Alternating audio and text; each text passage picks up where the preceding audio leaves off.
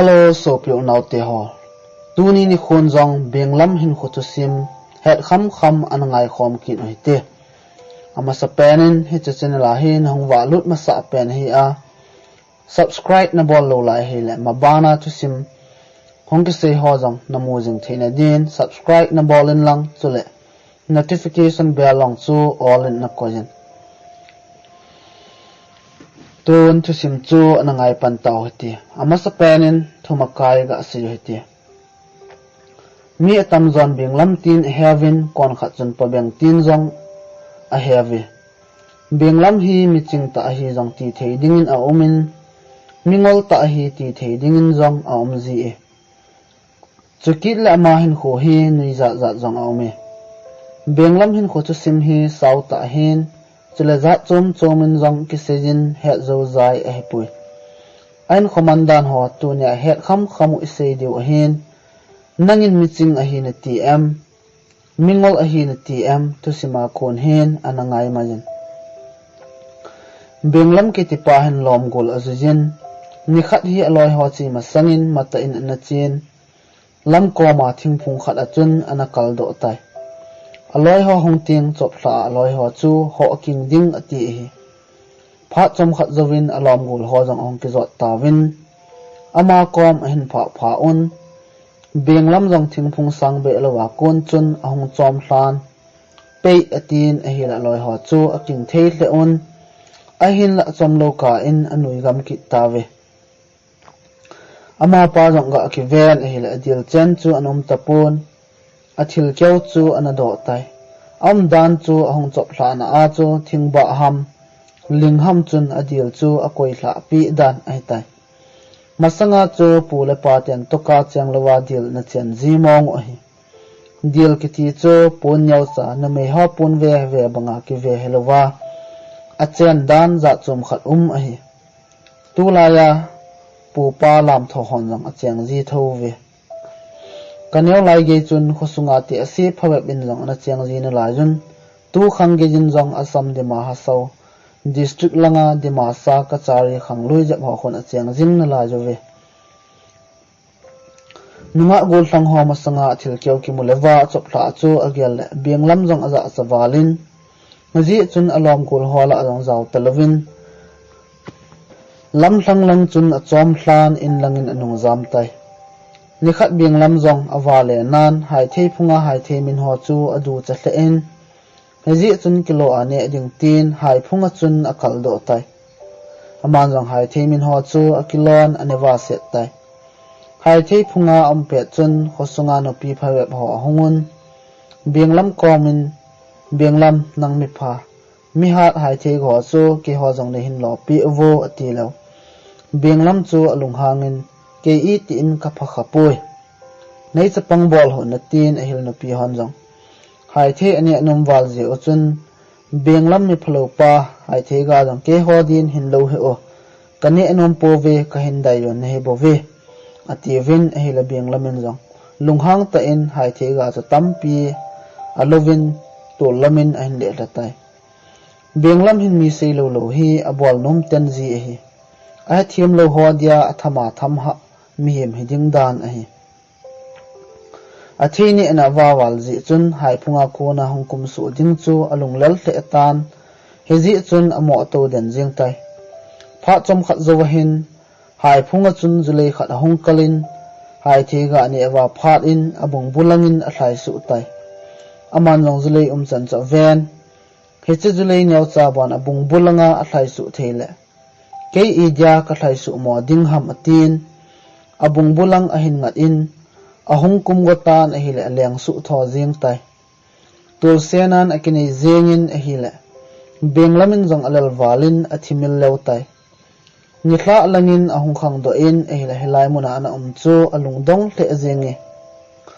akim vel ho chu avele len a hile thingphunga kona ahong len hla na a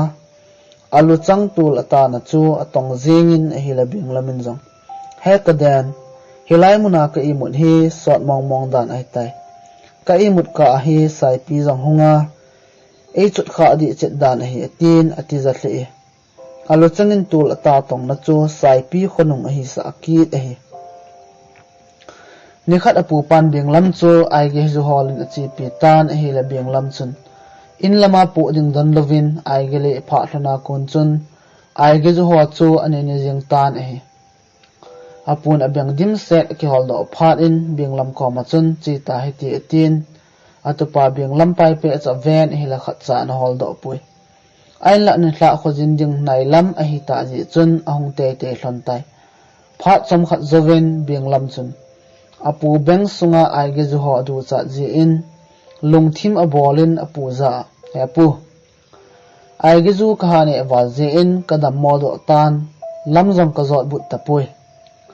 nei pu thalo la in hlung zo tapu nge tin a hela pun jong ngai lu ji chun benglam chu a beng chungin a hin to sa tai lam hlungin apu beng sunga ai ge zo chu a hin na phei pe in a ho keu chu apu din a koi pi e ane achai to ki tu in amanin jong khokom a hin phahlon tan haji chun benglam chu apu beng sunga konin ahung chom hlan thip chenin in lam zonin chi tai apu zong a in althuna ki pa ta ai ge zo hol do chu in sungmi te tani khom ding atila ho kyongyen en ki pu lut a hi chu amudo ta ve apu zong binglam chunga chun alung hang tle in ahin la atupa le le hi ji chun I zong alo thei di pui benglam lung thing bol dan ho chu avet le ching asan hi ji chun ka chanu hi to ki chen sa hen lang ki pui hoi thim le in chen lo chen lang hoi ta asim do zo ding a hi tin ai ta achanu chu to ki chen sa tan a hi nikhat binglam le azinon jong tap ko nga me ki oi hlanin thu panga to hlanin me ki oi hlan tai khatlang gela to hlan a hin azinu malki kada hen huna to lam chun athil keu ana do tan a hi la binglamin akimu do tai masanga chu na me hon to ka chenglawa pun bo na ki ve ziu a hi ajing jing ka in binglam jong apu ko ma chin athil mu chung chang thu chu hiti hin aga sei tai hepu ke chun langai lut na zala na chunu to nei ki chen sa ham katin a dan hi amalka atina ani zia nakida ke nei pi do dan hi chuna ke chun la kan he do apun tunia bo kan he do be be me ka oi hlon le amalka atina bom sande do kan ki mu do in katiza to kakida to tuni mama ko hongnung tha ding ai tai atin apu ko ma chun alungel ase tai chun apun jong adon bot in ai pui tu pa na thil mu chu tinamel si ai pui e hon jun tha na ene jo izangu tabang ama hon jong su ane jo he chu na ki chen lo hlon a hi phat khat la he akona chu naw jong na hin nei hlon ding a hi atin a hil thim tan a hi benglamin jong ki dang asahle in su kiti chu na za kha lo hil dan a hi aji chu masanga chu koi man hansi thuza amotio hi amo se ngai lo hi asu min lo na din lam hlungin su chu hin sei pen a hi le wangsit ten thingjung khala ki pal hlun ong din do chun akisu mil ki tai ama jong long hang be sen achem ki ko achun ki pal na thingjung chu asa do in thingjung na noi le chu alai tai alei lai pet in pasal khat hongin benglam cha ho sin benglam na pa jang na lai hiza lampilai ta na lai thu ham tin ai la benglamin jong adon bon in na sei khadi cheni TP chun khat pa jang lunghang ta in ada thatai benglamin agyal gyal wangin agyal de theimong mong tapon hiji chun hilai muna he ka kiman sa hi tin kalai do ka asya kalai ding a hi tin lampilai ta chu achutilai lai jing tai pha chom khat zawin mi khat hong ki nin benglam ko ma chun benglam na no su na bol haja lampi zo si na lai si ham atin a hi le benglamin hinge na sei de na mahung hil he banga ki chol lo dinga ka ki pa wa zingi ni sei pi atin chibai abol tan a hi khat pa chan benglam chan le thil bol chu ki dang asa hle zingi in athuna konin hopi mo khe en benglam chun su chu achuti sei jing tan a hi le azinu chun angai chim hle zingi zingkain azinu jang apa kom achin apa za hepa e pen hin sei pi ham ho pi mo khe en minoi si te in su achuti sei sei yengi tin a hele apa jong atupa benglam chunga chun alung hang hle tai benglam chu akovin aza benglam ken katupa tia ngailu zala ka chanu ka pile nangin nei noi si ve pupa chondan khandan hin tho aman nen khumgang chelding ai tai man pi adia da pi agin ngei sel khat nen khumding a hi ti pi tan a hi benglam jong su na hin ki gongin gammang la chin khoingal tam pi chu amanin umlin ta kha sungin a hengin amu asing tai hi chu chu iga bele asunga khoingal ho chu aleng jiwin a hilangai ding chun ngi hle ajengi hi chu chu man pia da pi khum ding khela chu achoi tan a hila pu tian jong apatep nan chu ga abengun a hile asunga khoingal ho chu aleng le ki tawin agin chu ngai nom om hle choin apu chu apu te chu ki pa thi hle un akhi gu hovun agin hi angei valen mi za sa lew min egu pi kha diu a hi hezi chun kot ki kha cha khe o heti akiti win kot zo si chu akan cha te un in sunga chun apu te dia su umel thelo ho si chu a sa un abe pawin chu a khian tan a hela khoingal holen gin chu angai nom theile ajengowe angai nom thei walji uchun ha khet no ha khet domin ti win a hela abe pawin jong a khet che chen a hela a chai chainan chu a hin ki khet ke tai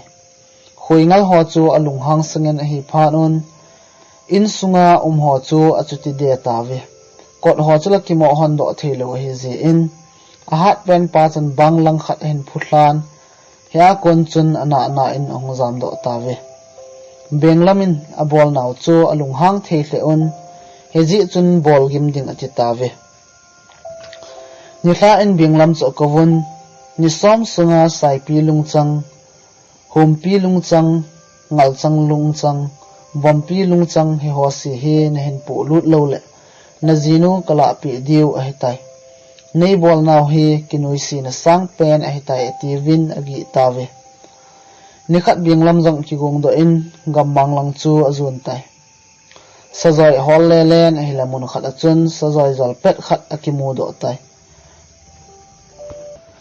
chuin aman jong na da za chum ho chu akikil phengin akiwanin sajoi chun ato tai ni thla langa konin saho chu khat in ahung jiwin a hile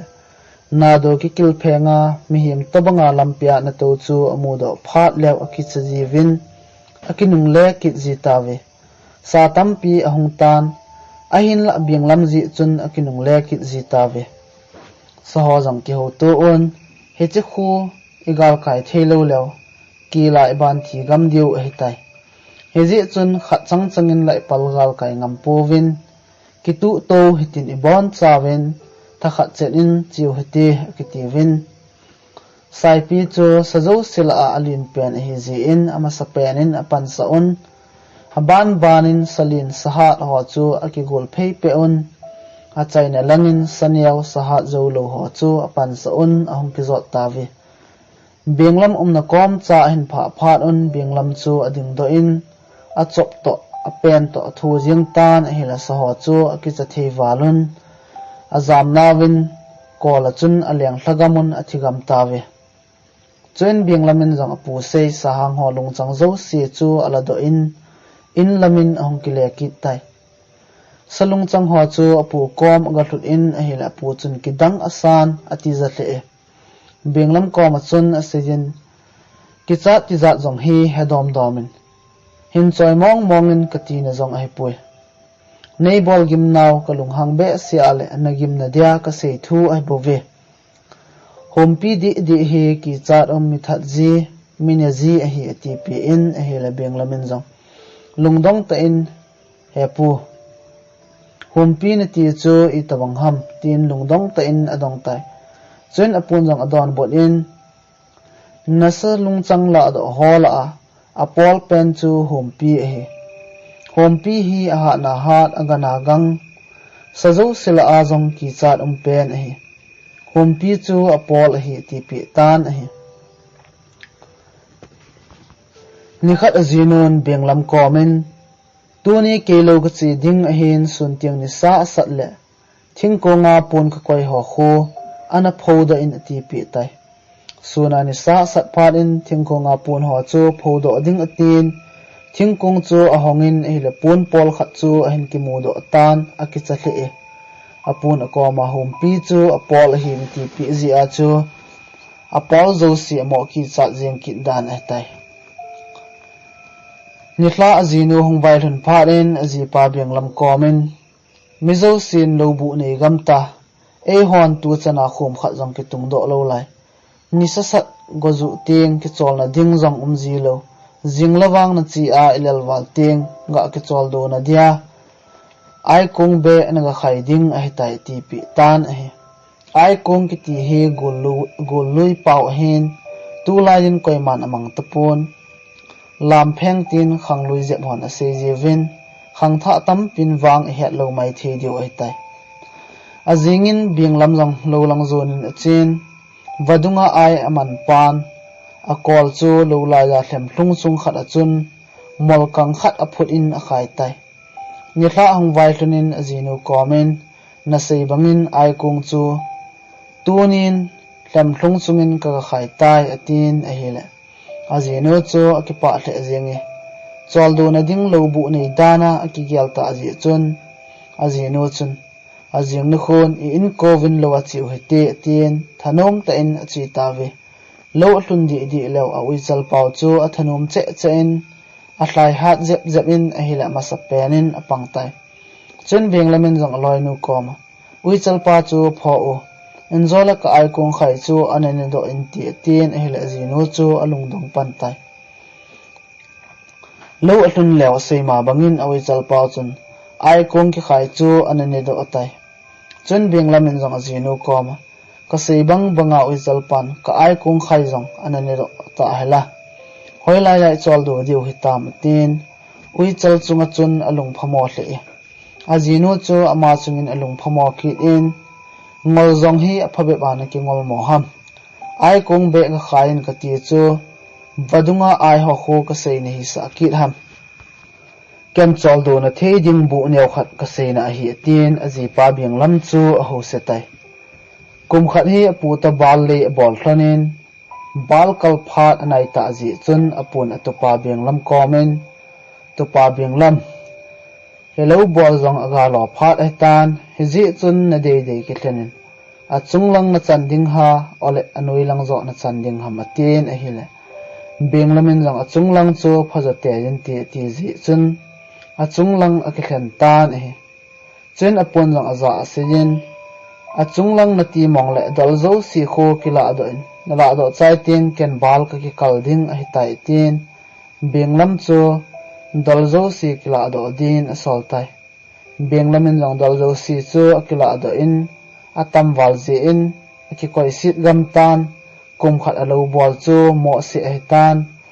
apun wang abal le bol chu kum thlungin ani e kum tha in chang le hlo khom ki thlanin chang amin phanin apun benglam chu dong ki in to pa benglam e chang le bol jong chang ho jong amin tan hi chun na de ki thlen ki tan a chunglang na chanding ham anoi lang na chanding ham tin adong tai kumasa chunglang ati ji a alo bol mo se ani hi ta ji chun amanang kichi sa ta in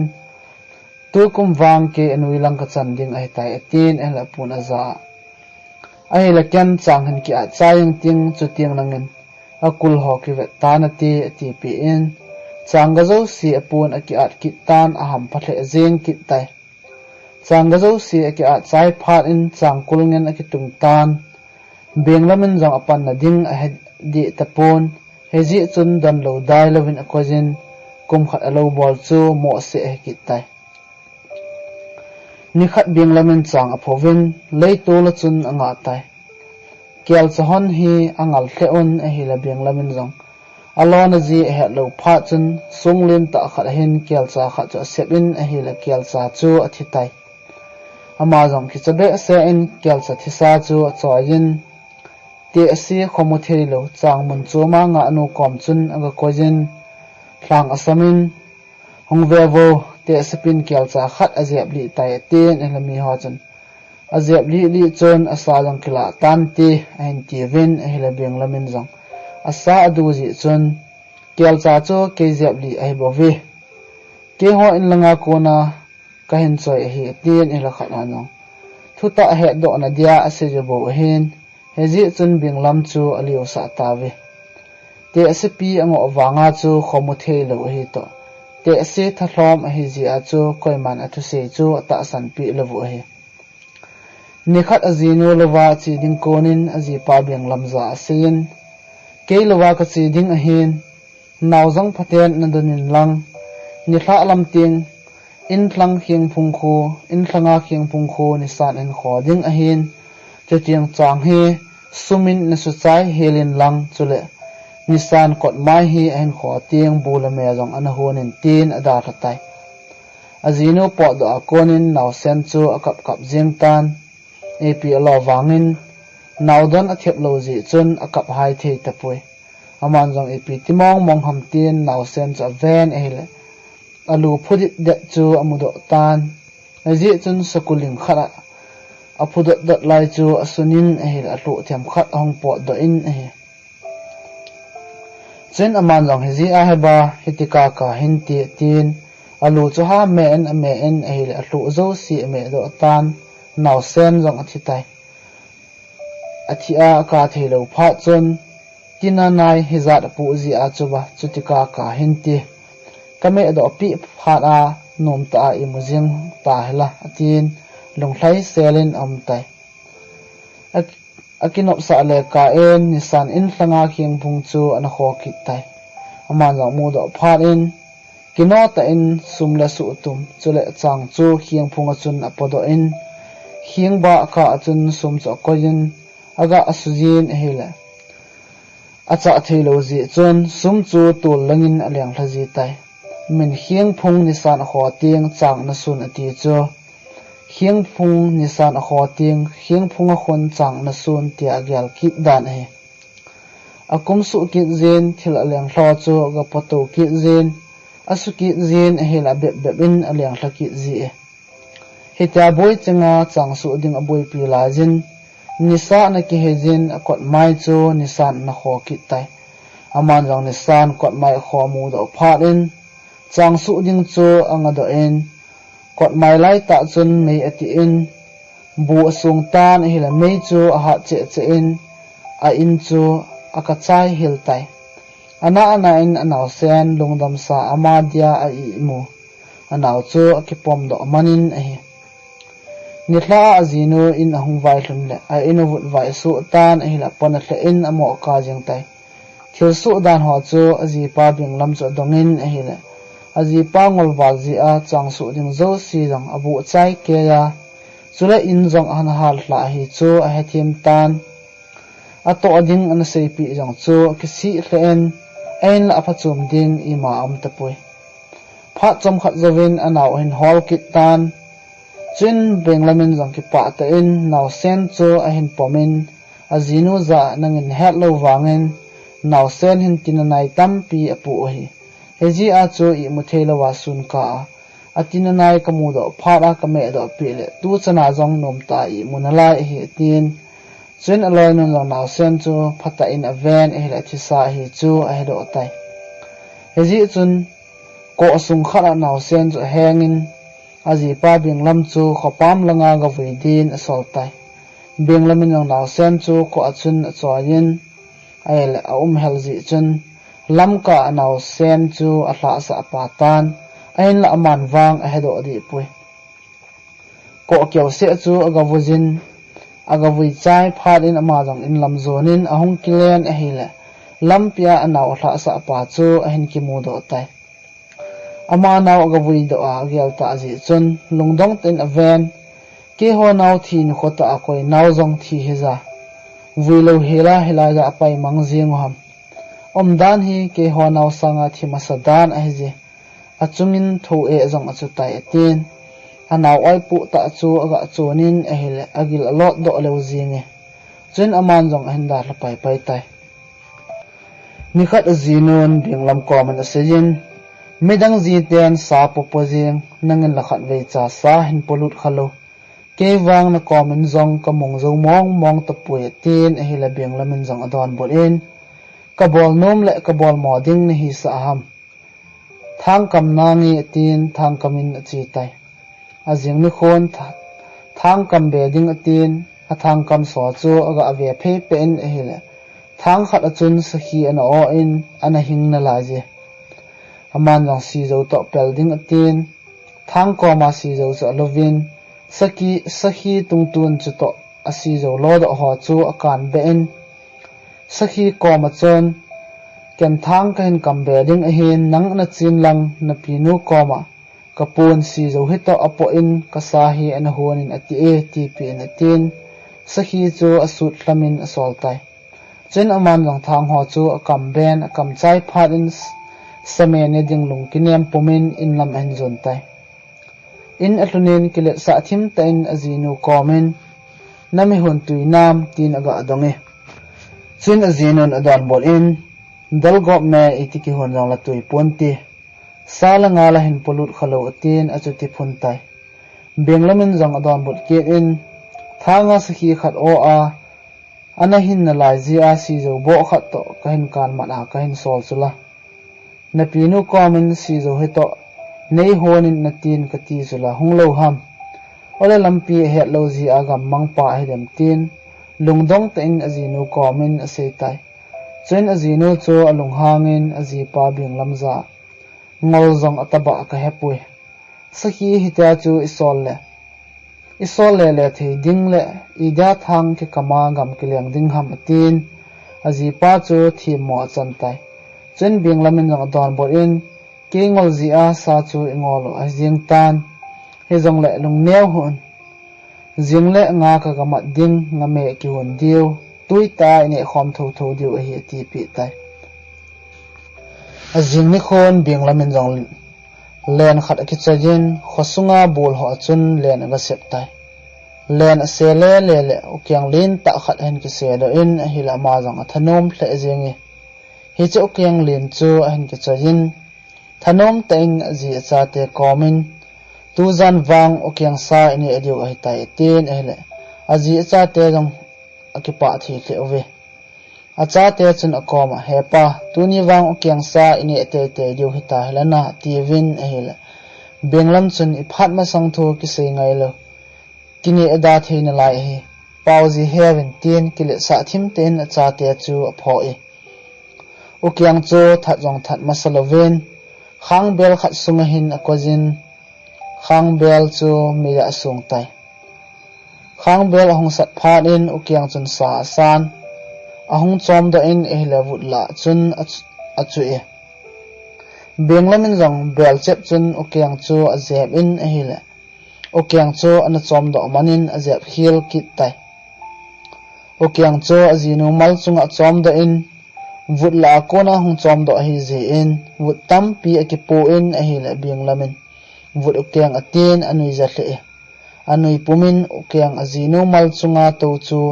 ha zebin azebin ahil ukyang chu ana chom do man kin in ahil azinu mal chu akizeb bo lotai ukyang la man phatapon azinu mal akizeb bo ki je chun acha te chung alung hangin nang ho ji a ukyang ki thlasu a na no mal kizeb bo lo ai tai ima sangding thu akise ngai poi katila na sei te wa tua chun heta ovem atin acha te zo si chu zep kitin aban zep e azino mal azep bo ji chun apu azino pa chu alung hangin benglam hi akit tha do lo le aji acha te zo si aban tha chai kha ding a hi tin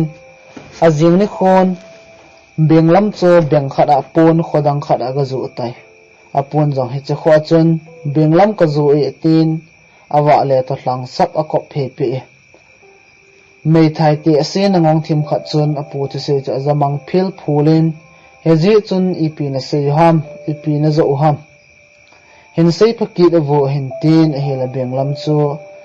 akiman zakin in beng sunga konin kapu ka zo e ten hi le mei thai pi chun e zat ana pu chu na zo ham tin en dongi chun bing lamin long adon bot kin in ai thu the ni a ka zo hi tin hi le mei thai pi chun ai thu the ni na nei kha ji chun apu chu ki cho tai azinu mal aje bo ta ji chun na tong thei tapon hi ji chun bing lam chu chang se in bo lo kon ji tai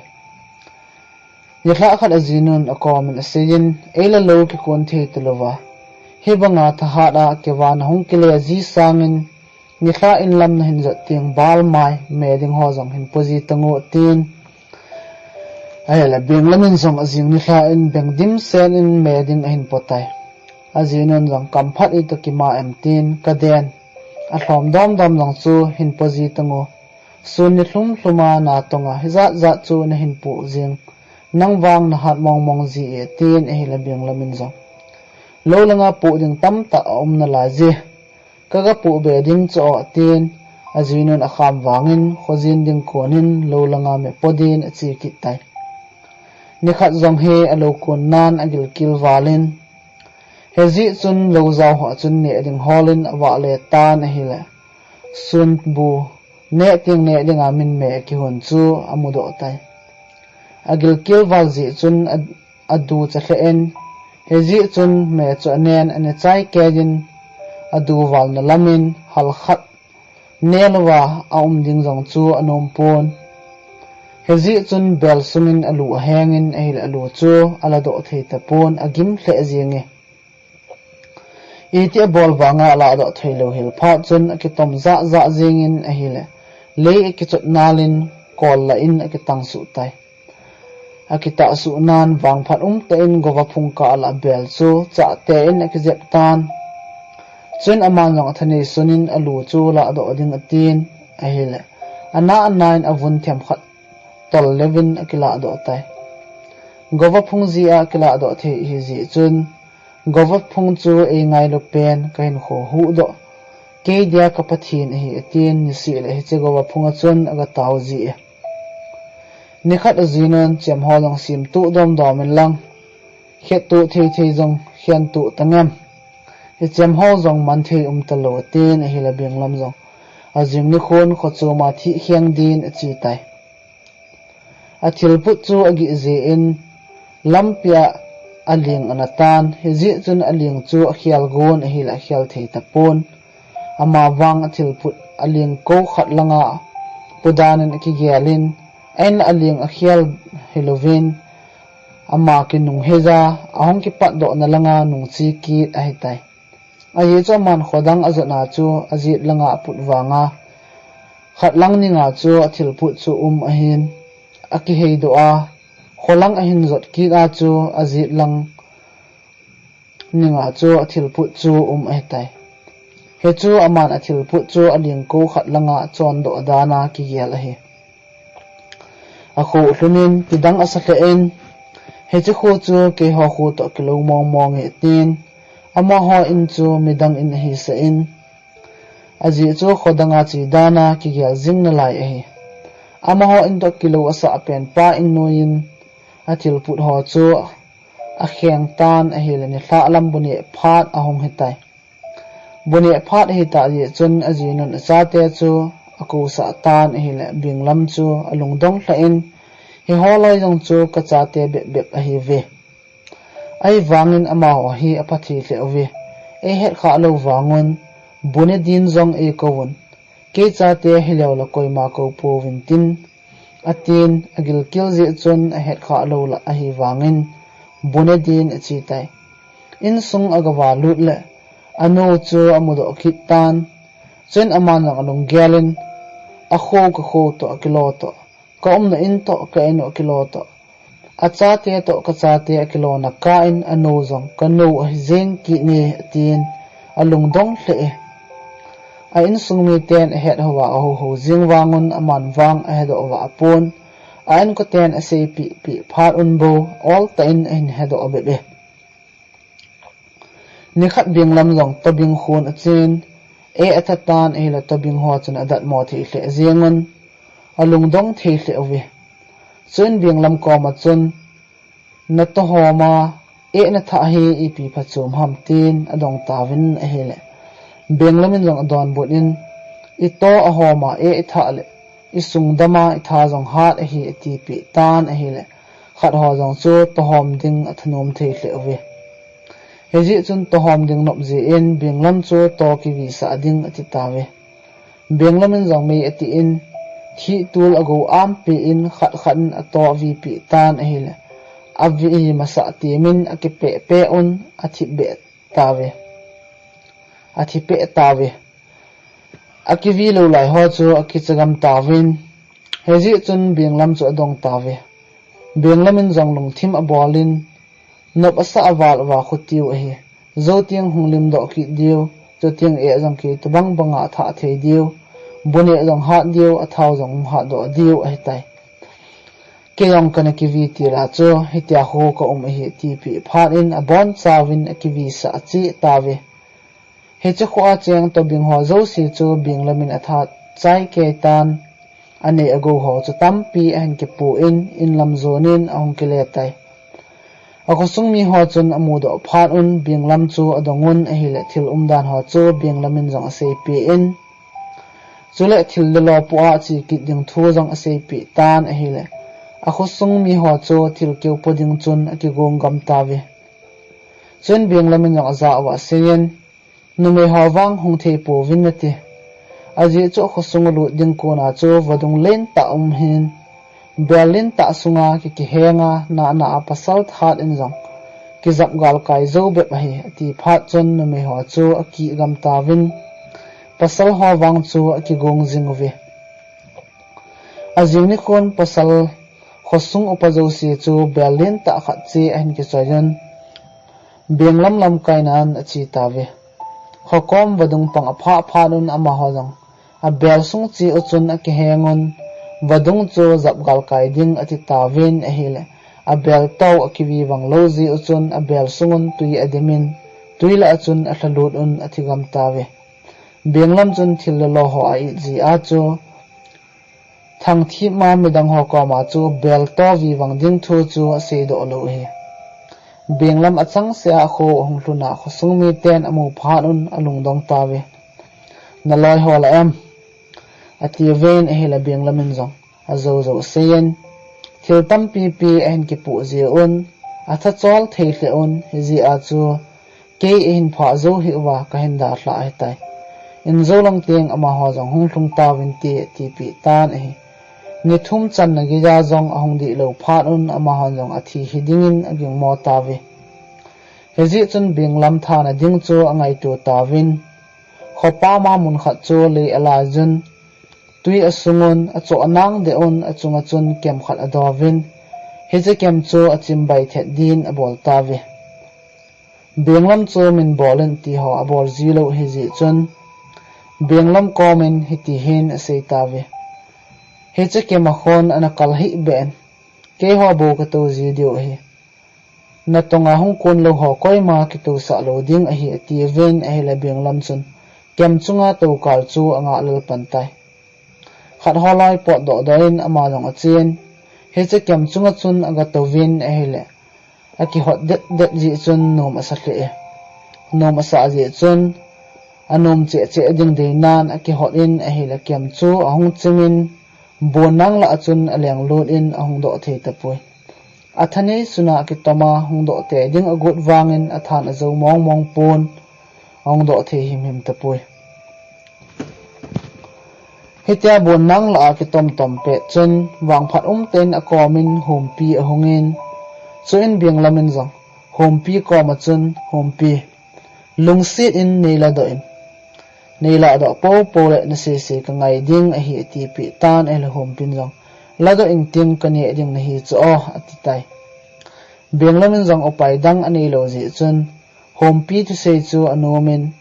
heji chun hom pin jong bonang la akon chun benglam chu alado in ani go tai chun benglamin jong hom pi ko ma chun asejen to ni le nadam thelo ding a hi kanet to ka e jong aso e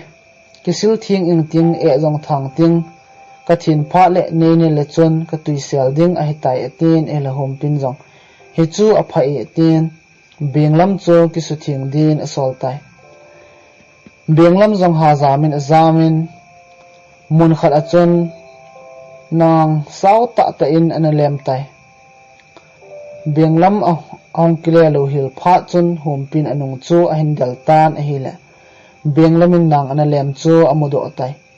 chuin humpi chu alung hangin benglam chu ane do go tai benglamin jong lungthim abol kit tan humpi komin hoipi la gopi ha ta hong ki thoding a hi zia thingphung lin ho to ki kan be na dia nang kana lem a hi achuti lo le hoipi la gopin e hlo mang hlon ding a hi hoipi la gopi a phat tiang no min ni ne na ti atin azo zo chu asi se gem nei pi hle jing tan a hi le hompi jong ki chabe asa in ama ki kan be masadin asei tai chen benglamin jong hompi zo thingphung len ta kha to kan be in avel velin akanin akan cha khe tai akan chai phat in khet bu khat hi sujin ele hompi chu alung dongin benglam komin khet bu chu ipiding na ti ham tin adong tai chen benglamin jong adon bot in hilai lampia hungzo si nang na jet pa na diwa ka sui hi tin hompi chu a eng in a ho tai hompi jong alung hang be se in akitomin ahin la benglamin avel vela cha te a kan hi ji chon akitom do zodi tapon a chol hle benglamin jong khet bu sui chai phat in hompi lu chang chu vel nga tabang aje pi in hompi lu chunga chon me holin sunin achile wa le zo sin hi che khit bu a hin hompi lu chang hi thum ve ve be hin je pi te te jon ama hi e ho that gam dia hung a hi tin ata e ama jang in lamin hung kile tan achile wa le zo sin hompi lu chang chu thum ve ve je pi chi jivin ai le hompi chu agil kil tho lel to min a zep nan angoi de jing tai alal wal phat in ama jang ki ngai ton hitia ko la ka thi te te ding a hi tin hezi chun athani sunin thi la thi dam la dam tin akitam tan a hi la wang phat ta in khaw chu aputanin akitam do tai akitam do jing wangin athachal walin a hi la amuna chun chom khat alum dan jing tai pha chom khat zawin hoi pi jong athani sunin akipat do in benglam china lang chu azun tai benglam te in kot anaki kha ji chon a in noi zawin alut in ehila wo cha o a cha ho chu akicha thei le zeng we epg a chu banga chu gan cho ki chau ham tia avelle hompi hunglu zia ki cha hiu chu amudo tan hezi chun tuisa bel len ta khana amin asoli phan in noi za hompi chu abu khum tan ahile hompi chu avun zo si atolin tuisa thu lel wal ji chun athi lo tai benglam hi mangal ta ham itile miching ta khat ki zin miching ta khat ham itile mingol ta khat to kilo ki zin het them a ha sa hle thusim jong chu heti chon ahong ki chai tai lunglu ta hinai zo se chunga ki pa thu ka singin chule thusim hi nangai noma ngei na sale like le comment share jong ne hin bol pion tia ngai lu zala chai ne pena ka hin tim ne hi ve